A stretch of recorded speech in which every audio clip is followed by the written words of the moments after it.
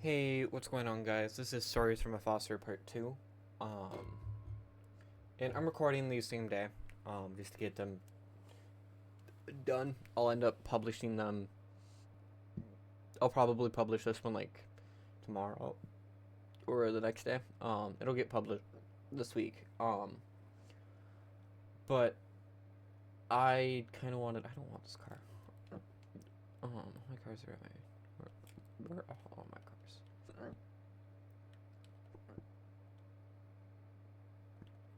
They're at my house.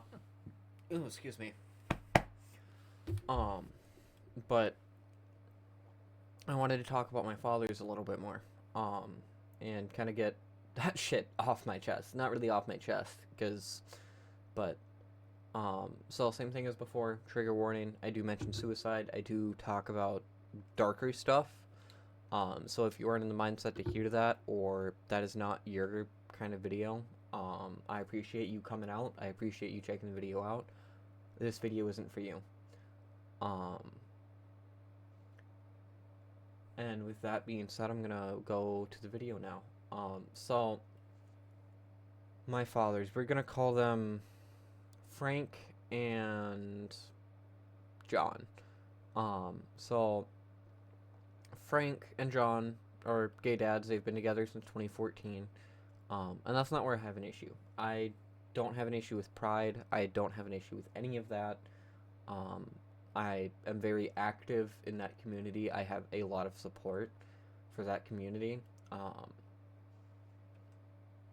but um, so they adopted me when I was 12. Um, and um, because of that, I was independent already. I've always been an independent person, but even at 12, I was raising myself on the streets some of the time, most of the time. Um, those of you that have been through foster care know not every foster parent is great. Um, and they lived 30 minutes from the nearest town on a lake. They were wealthy. And because of that, I ended up with a lot of privilege I didn't recognize until I was older. And a lot of experiences that now I'm grateful for. But I mean, what 12-year-old that is dealing with shit and has trauma wants to go to Yellowstone? Um, at least I didn't. I can't speak for everybody. I'm not. I can speak for myself. I didn't want to go to Yellowstone. I didn't want to go on a 2-week fucking road trip across the country. It was cool, I'll say that, but it's not something I wanted to experience. I got yelled at the entire way there. They were very angry that I wanted. They took me to Universal Studios and Disneyland. Disneyland wasn't my cup of tea. Even now, I don't understand Disney adults. I don't. They're weird to me, which is honestly kind of saying something. I am like, oh, I am a very weird person, but like that is a whole nother level of not normal. Um, and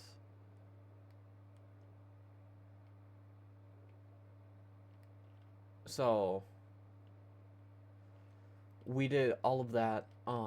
But they were very angry with me. I had a addiction to Harry Potter. This was before all the stuff about J.K. Rowling came out. Or like it was just starting to come out, and I wasn't like paying attention to the news.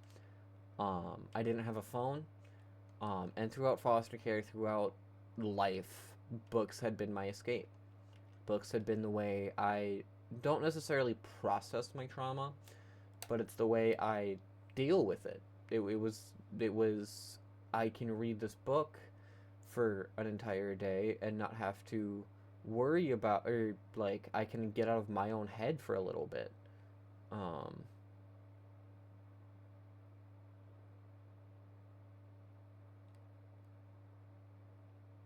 you asshole. Um, and so I like that was my reasoning.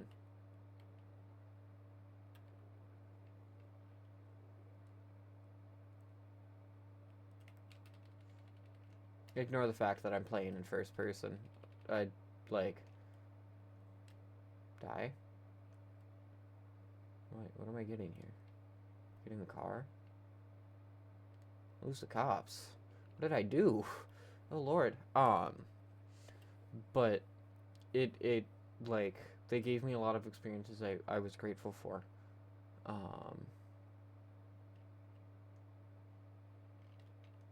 okay, where's the drop off, bro? Oh, I still have to lose the cops. Um so I did. Oh, forgery. Yeah, no, that business is not worth a while. I'm gonna go hit the tunnels. It's over here somewhere. Um, but a lot of arguments, a lot of anger, a lot, like, it was not a happy household. It was not a healthy household. Um, and so at the age of 14, they put me back in a placement. They didn't give up their rights. They were still legally my guardians, but they put me into a group home. I'm not going to give you the name of the group home for one, my privacy, because it only operates in the town I was living in at the time, or at least in Minnesota, but there's not a lot of them. And two, for the privacy of people that still live there, um, because this group home is still active, it is still current, and I am not going to harm their business as much as I disagree with some of their practice, a lot of their practices. I'm not going to harm their business by divulging information that isn't within my legal right to give. Um, and so you know, I ended up in actually. So first, I went to a place called the Farm.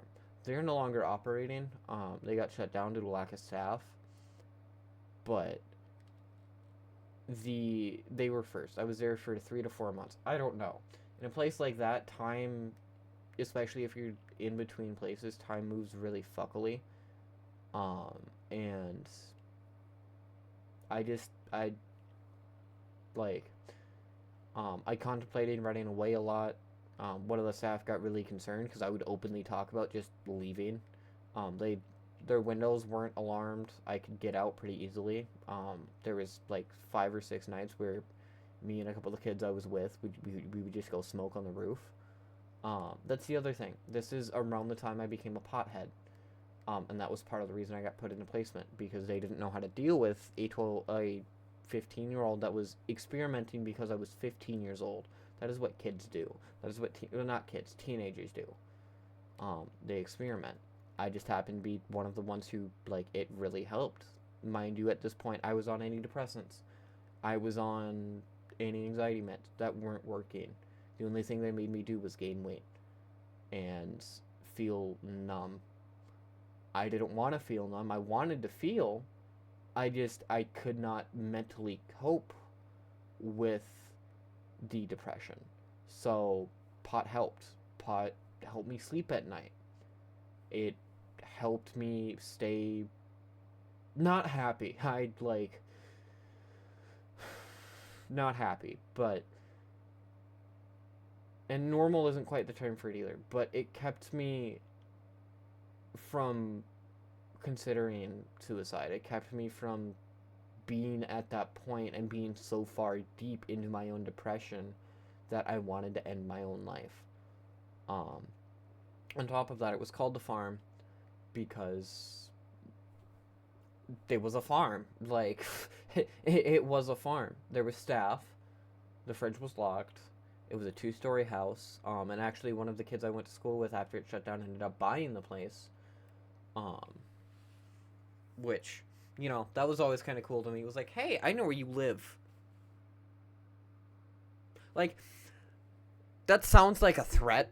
I did not intend for it to sound like a threat to them, but they definitely took it like that, to the point where I got called into the principal's office and being like, hey, you can't say that. I'm like, I didn't mean it as a threat. I meant that I used to live there, and I know, like, where they live. Yeah, but that sounds creepy. I understand. That was a interesting conversation. She bought it our junior year. I was there in my freshman year. Like, right before COVID happened, or right as COVID was happening, I got put into placement. Which, that's kind of fucked if you think about it. Like, yeah, there's a global pandemic. Let's put this kid into a group home. Just a little bit fucked. Um, but nothing I can do to change it. So, but I worked with horses on a daily basis there. I worked with not cows, goats. They had alpacas. They had birds. I really liked the horses. I still really like horses, not sexually. I'm not one of those. I'm not a zoophile. Um, but horses, animals in general, have always been easier for me to cuck. Um, oh, this is a one way. Oops. Um, connect with than people. Animals are easier to read. Animals are animals are inherently honest, and that sounds stupid. But what I mean by that is that, oh yeah, no, I talk to animals and they talk back. I'm not schizophrenic. I'm not stupid. I know animals don't actually talk. What I mean by that is I can read a person like a fucking book. Growing up in the areas I grew up, growing up in foster care, you learn how to read body language and you learn how to lie really quickly, and you get really good at it really quickly. Um, to the point where my best friend's little sister, um, said, "Hey, I've never seen." She was like, "I could probably tell if you're lying." I looked her dead in the face. I was like, "Okay, let's play two truths and a lie then." So we did. She did not know which time I was lying anytime we played it. And, like, yeah, that game's relatively easy. I was saying outrageous shit. And I mean that. I mean, like, I was pulling shit out of my trauma. And she was like, why? Why did you learn how to do this? I'm like, I learned how to manipulate people to survive, ma'am. I said her name, I didn't say ma'am, but I'm not giving you guys that information. For one, she's still a minor, and two, no. Those are people I care very deeply about, and that information is not going to become public. Um, but lying and manipulating became a way of life. Lying straight faced without thinking about it became a survival tool. And that's the side of foster care you don't hear a lot about because it's the darker side. I don't care. Wholeheartedly, I don't give a shit. Yeah, it sucks. But you are putting kids in fight or flight constantly to the point where I still haven't gotten out of fight or flight. Um, like I look past my nice merge asshole. I look over my shoulder constantly. Um, I like trying to get out of fight or flight is a process and a half. And I have been in survival mode for so long and in that fight or flight that I don't know what, like, I don't know who I am without it. I don't. I, I, I, I, I, I don't. Like, that's a really scary thing to say. But at the same time, like, it's the truth. It, like, without fight or flight, I truly do not know who I'm in the wrong lane. Um, but like I truly don't know who I am without fight or flight. Um, like I they just it's there.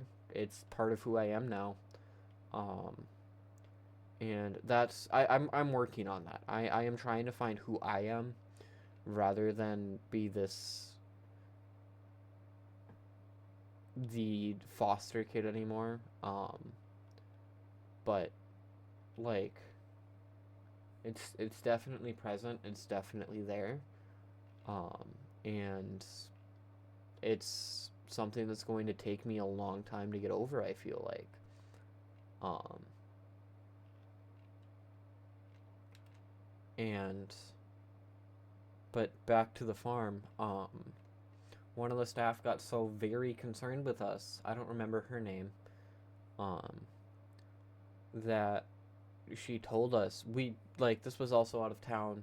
It was south of where I was living. It was south of town. Um, but we were. That's what I wanted. That's not the highway. Um, he was like, "Hey, there's bears, there's wolves, there's coyotes." That sounds weird to me because there's coyotes, there's cougars, there's, we call it mountain lions up there, but cougars, mountain lions, whatever. Like, there's a lot of things that could kill you in those woods. On top of that, you don't have any weapons to hunt with. You don't have any food. Um, and that kind of like made me sit and think, okay, but I can plan this better. I have friends in town that would let me crash. I never did it. Mostly because I really cared for the fucking animals. And wholeheartedly, I've been in a very, I've been through a lot. Um, and I'm not like trying to share this to put other people down. I'm not trying to share this saying my trauma is worse than yours. Um, Trauma is trauma no matter how you get it. Shit happens. The only thing we can control is how we respond after the fact and who we become because of that trauma. You want me to do this shit with a, I have my precision rifle. Um and I am sharing so people know that they aren't alone, both in what they're feeling. I'm parking here. Um and who they are. And I'm just gonna take a shot at one of you. Where's my target? Yeah, okay. I need, damn it. Um but that made me stop. I ended up there for another month and a half, I think, and then I moved. I moved to the group home where I lived at for 3.5, 4 years. And that one was a trip.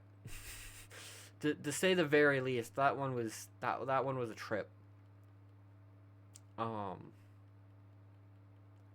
and so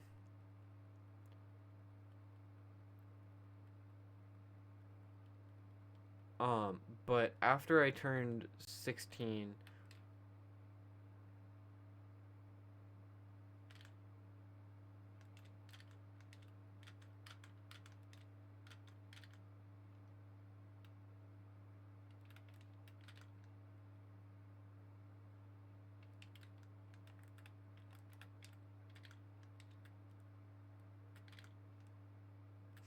um, after I turned 17, my dad's um told me in a family therapy session. Oh yeah, this entire time we were also going to family therapy. That sucked absolute balls. I hated that. Still do. We don't, I don't go anymore. They still talk to her. But she was very one-sided. Um, and my so they sat me down one day and told me, "Hey, we are going to petition for guardianship once you turn 18." And I walked out of that session early. I told them, "Call my fucking group home, tell them to come get me. Fuck you guys." And I walked out. Which that like like I feel like that is a pretty valid response to, yeah, we're gonna petition for guardianship of you once you're an adult.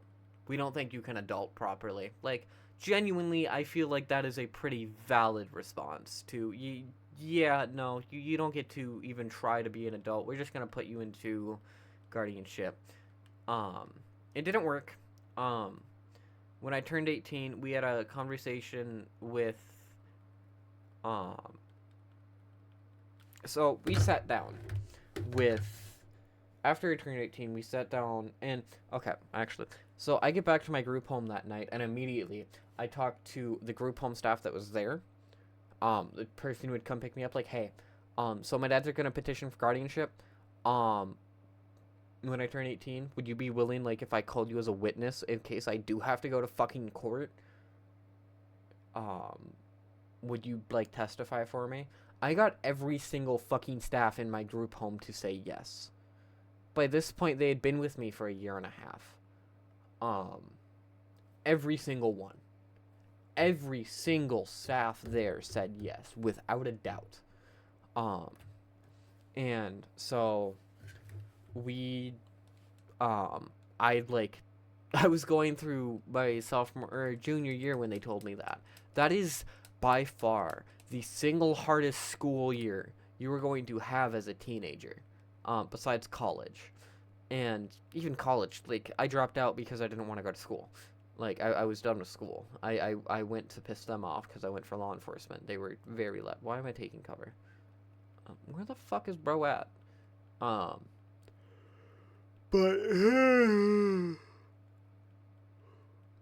after that,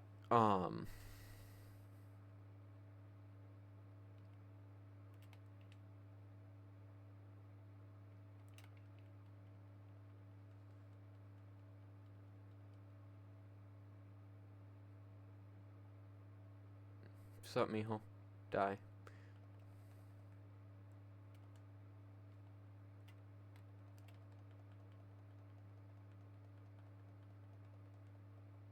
He's dead. So they did that. We went over to but after I turned 18, we sat down with the county. It was me, my worker, my found you, bitch. Okay. I can't take you out yet. You die. I died. But I know the target, where the target is now. So we sat down with my worker supervisor, people who did some testing on me, my family therapist, myself, one of my fathers, the other one was on a Zoom call, and our family therapist. And then the director for my group home, for the programs within my group home, and my house lead. Or not my case manager, not my house lead. And we had my former case manager on call.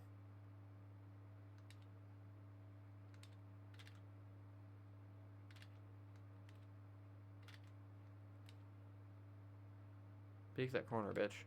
What's up, bro? I just need to kill you. Here, have a sticky. Blow up. My main goal is to blow up, and I don't know nobody. You dead yet? CJ looking ass. But the county told them, they had spoken to the DA. And the DA had said, you're not gonna win. He has to at least try first. So they opted for and then they told them about extended foster care. Which I had already been talking about. I'm like, I'm gonna beat this case. I'm gonna go on to extended foster care. Like, free money until I'm 21. All I have to do is stay sober, and like have a job or go to school. I'm already going to college. That's not hard. And so we did. That was confirmed. But this is where I found out they were rich. And when I tell you that, like, I did not know, they were buying me Target clothes, which there's nothing wrong with Target clothes. I still shop at Walmart and Target. I fuck with those places. Heavy. They are good places to buy clothes. Most of my wardrobe comes from Target and Walmart. Still. But casually, dad number one just casually drops because they had to when I say they were looking into it, I mean they were making plans about it. And so they were in contact with they didn't want it for themselves. They wanted a company or a corporation to be in charge of me, which that sounds illegal. That if if somebody's going to have guardianship over a child or an adult that is at risk, it should not be a corporation or somebody who is in it for money, or like something that, whether or not it's nonprofit, is designed to make money. It should be That hurt. That sucked. Um, a person that knows the person, knows the individual needs of that person, and can help take care of that person. I myself am not at risk. I don't feel at risk, at least. My biggest issue with my fathers is they really, really like to hold shit against me that I did 4 or 5 years ago. Even now, I cut them off. I texted dad one day and was like, "Hey, I'm sorry for the shit I've done in the past, but you do have to recognize."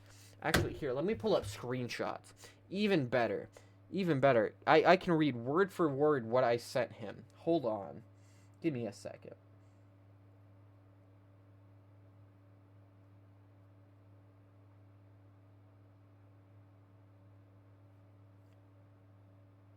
Dickhead father.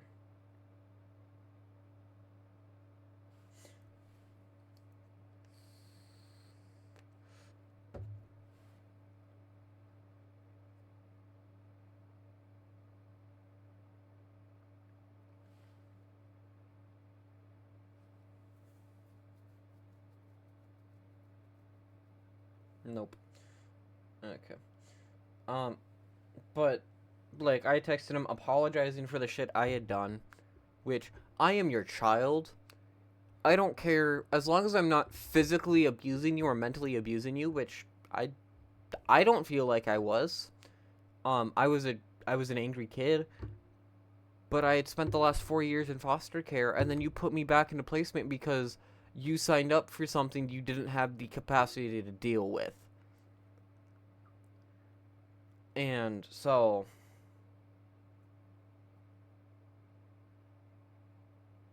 when was that? That was I have screenshots of it on my Snapchat. I know I do. Mind you, I was going to school at this time. Like I had already moved away. I was going to college. Um, there's graduation. Her, mine.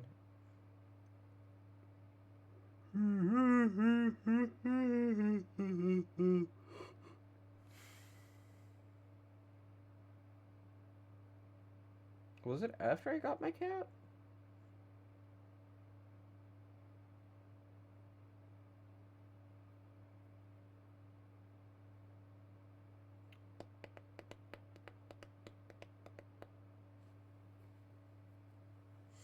Um, but he replied. So okay, after I moved in with my best friend, I spent 4 years at that group home. And I straight up one day could not take it anymore. I called my best friend. I was like, "Hey, you remember how I said I could crash at your? You said I could crash at your place if I needed to." He's like, "Yeah." I'm like, "Yeah, I'm cashing that in. When can I move in?" He's like, "Oh, okay, hold on. I have to talk to my parents." Um, and he called me back 10 minutes later. Like, they want to talk to you. They asked me two questions. Um, are we going to get in legal trouble or trouble for picking you up? No, I'm 18. I can sign myself out whenever I want. Okay, cool. When do you want to be picked up? And we decided this all happened on like a Friday night. Um, and so we decided that that Monday, I wasn't going to school. Like I was still in high school, but I was not going to school that day. I was to pack all of my stuff up. They would come get me. Um, my best friend wasn't going to school that day. Um, and he was gonna help me pack or grab all my shit, bring it to the place where his mom worked. We were gonna put it in her, or we were gonna grab like my essentials. We grabbed everything. Because his dad drove a truck. His dad was gonna then drive it home. And we were gonna get me set up at with so that her mom knows, or with her mom's work to. Her mom worked at a gym. She ran childcare at a gym, or at a Y. Um, so we did all that. Um, and so they were getting me set up on their family plan because if you work at a Y, my best friend also worked at the Y, as did his little sister. Um, or no, she hadn't. started yet, but she was there every day after school and hung out with the kids, as did I when I wasn't working, because I worked as well. I had a job during all of this. I was like working. Um, and I called work, told them what was happening, explained I wouldn't be in for the next couple days, and I will update them when I can. They were good with it. My managers loved me. To the point where like I don't work there anymore because I don't live in the area. I could go back up there, walk in, walk to the back, start making pizzas. They wouldn't question me. The staff there would, because it's fast food. Staff changes quickly, but the managers would be like, "Oh hi, hi, how's it going?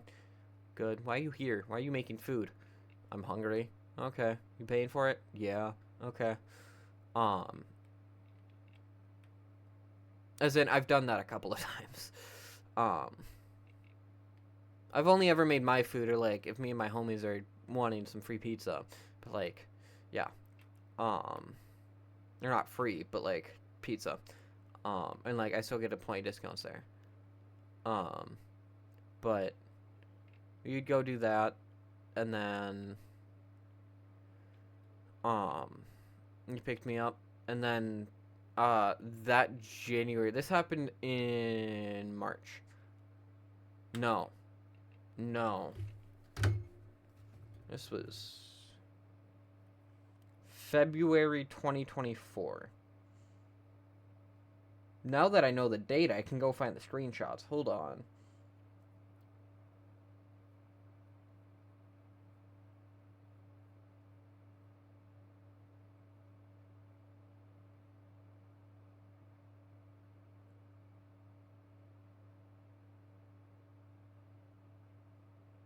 Yep, because there's me moving out of the group home. I have snaps to go with all of this, too.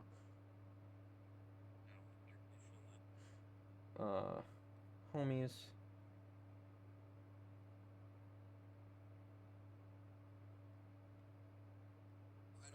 Turkeys, cows. Oh, also they live on a farm. Uh, me taking care of the rats. Here it is. So I was asking him questions about my taxes, and then he asked, "Did you claim yourself as dependent and user address?" No. Why not? I didn't think I was dependent on them. I didn't know they were paying out of pocket for the group home. I thought county was paying for it.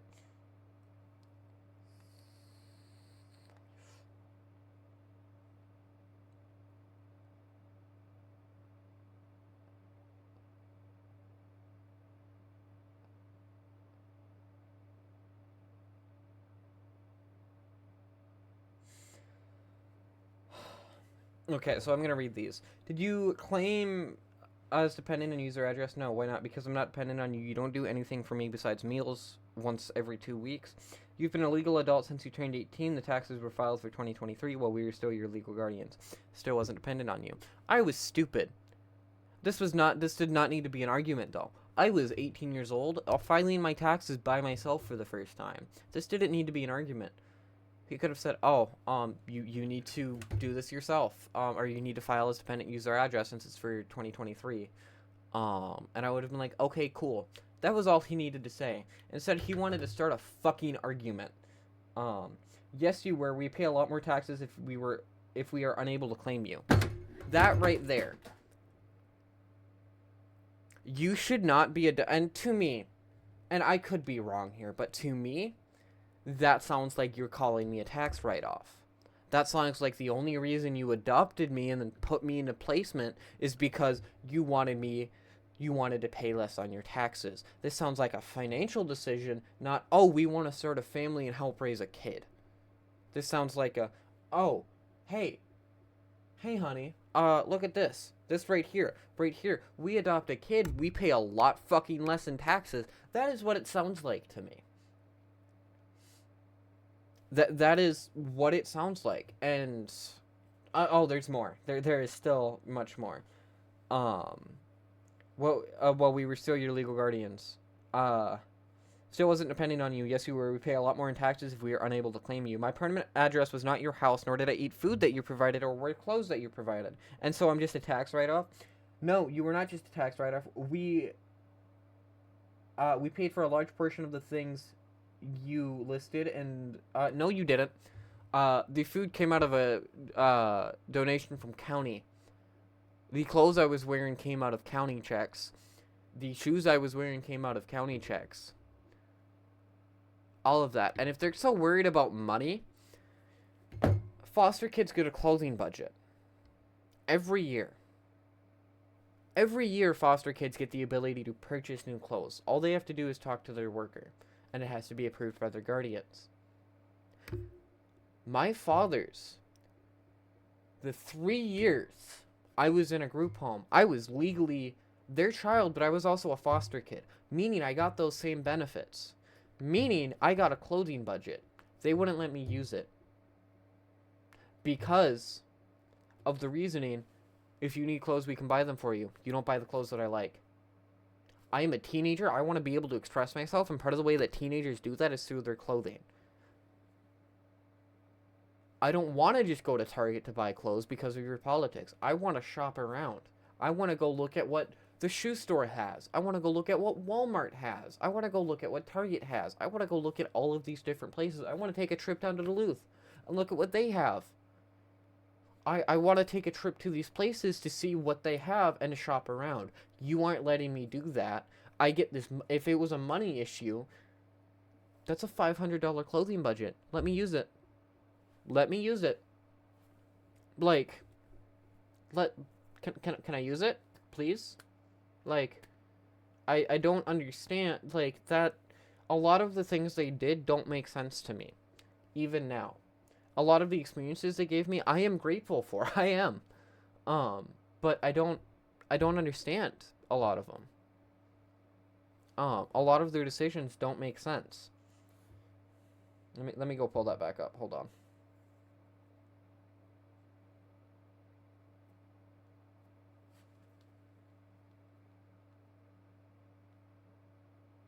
May, February. It's me breaking up with my ex. I don't want to read those. It's up here. Here it is.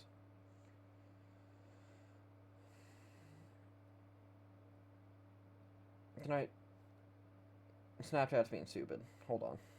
I have to go redo that. There's not much more. I didn't read them all the way down. So much fucking scrolling just for text. Damn. And yes, I am a petty motherfucker, and yes, I keep screenshots. You come at me the wrong way, you're getting screenshotted. I don't care.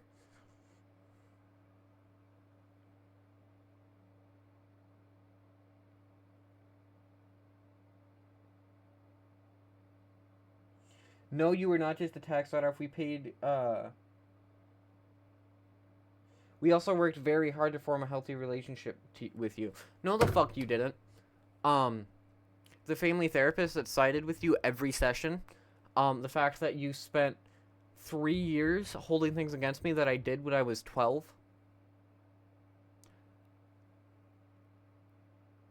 The fact that you didn't let me express myself in any way. You tried very hard to form a relationship. You were doing the bare fucking minimum and not even that. My mental health when I was living with them versus when I was in placement again, there is a stark contrast there. I was still depressed in placement. I'm not going to deny that. I was happier. I could express myself the way I wanted to. I had people I could talk to and trust. They didn't know about my first 3 girlfriends in high school because I wasn't sure if I could trust them. I wasn't going to tell them that information. You know who I told because I was in placement for every single fucking one of them? I told the staff. I got home, there was my house lead for 2 of the 3 programs. Great guy. Hell of a better father than they ever could be. Told him every time. You know what he did? He said, good for you, and gave me advice on how to keep them. He didn't sit there and try to insult me. He didn't sit there and try to belittle me. He didn't do any of that. And I am, like, forever grateful to him. And, like, obviously, I don't look upon my group home past with pride, and I don't want it to sound like I'm looking at it with pride. I'm also not going to sit here and say that a group home is good for everybody. It's not. it worked for me because of the kind of person I am, and for the situation I was in, it was objectively better, both for myself and for the people I was living with. I don't call them my fathers anymore. I haven't spoken to them in 2 years. I live at home with my bio mom and my grandmother. You ask me who my parents are, I'm going to say the woman upstairs, or the woman that's currently at work working her ass off to put food on the table. I am going to say my best friend. I am going to say his parents. I'm going to say his sister. I am going to say my half sisters. I'm going to say my nephew. Those are my family. Those are the people I care the most about. And I'll be damned if they have tried in the past to come back. They tried that a year ago. Didn't work. I looked at them. I'm like, you gonna apologize? No? Okay, get the fuck out of my face. Get off of my phone. I still have their numbers because I'm not stupid. Like I'm not. They left. I have a lot of money because of them.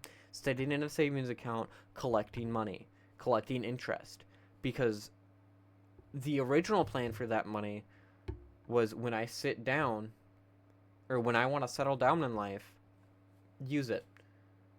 I'm not stupid enough. I don't need it that badly right now. I work full time. I do this on the side. This is like, I pay for everything I need and want.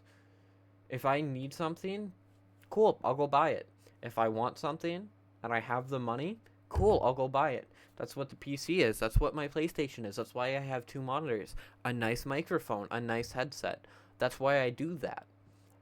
Yes, I have this excess money. Yes, I spend money like there's no fucking tomorrow.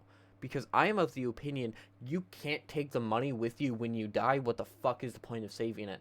At the same time, I don't know when I'm going to die, and I know that one day I'm going to want to own a home. I'm going to want to settle down in life. I'm not going to want to do all of the things I'm currently doing. And I will use that money to aid that. I'm going to use it to buy a horse farm. That is my end goal for that. I'm not going to touch it. And you want to know how I know that account is still up and has money in it? Because I know what bank it's under. And every time, because I looked at them to start my own high yield savings for it, I gave them my social security number. You know what they told me? That I already have an account for high yield savings. If I forgot my password, please click here to send an email to the account that's registered with it. You know what I could do? I could call their support. I could call their support and get full access to that account. I could get both of my fathers kicked off of it because it's my money. It's registered in my name. But I don't want it. I don't need it. But that's all I got for you guys today. I hope you guys have a good day.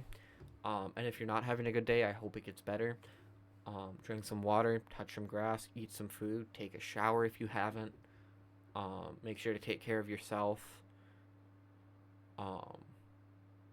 Say you love you to your or say I love you to your loved ones. Thank you for coming in. And yeah, that's all I got for you. Thank you.